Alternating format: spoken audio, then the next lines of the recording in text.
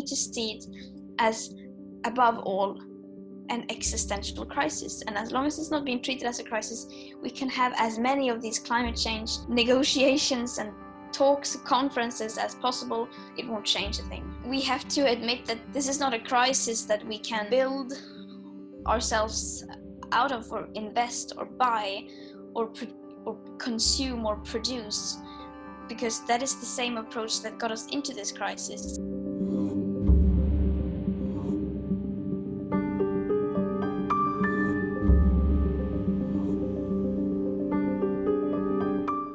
As we explain in this letter, that we have already locked in a certain amount of warming. If you just look at the planned production of fossil fuels that the world's countries are planning to produce by the year 2030, according to the UN production gap report, that accounts for 120% more than what would be consistent with the 1.5 degree target. So that means that if we are to stay below these targets, we have to make it possible to tear up and abandon valid contracts and deals, and that is not possible within today's system.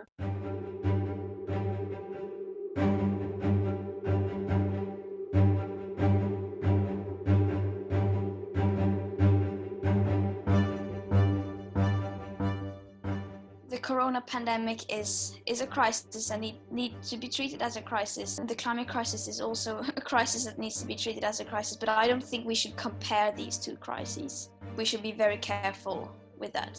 The coronavirus has, of course, no positive effects on the climate whatsoever,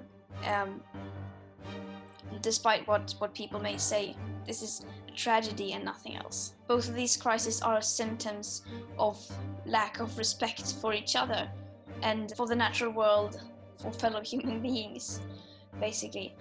But I think that we are now, with the Black Lives Matter protests, that really shows that people are starting to wake up to these injustices, and that we cannot no longer continue to sweep these things under the carpet and ignore it.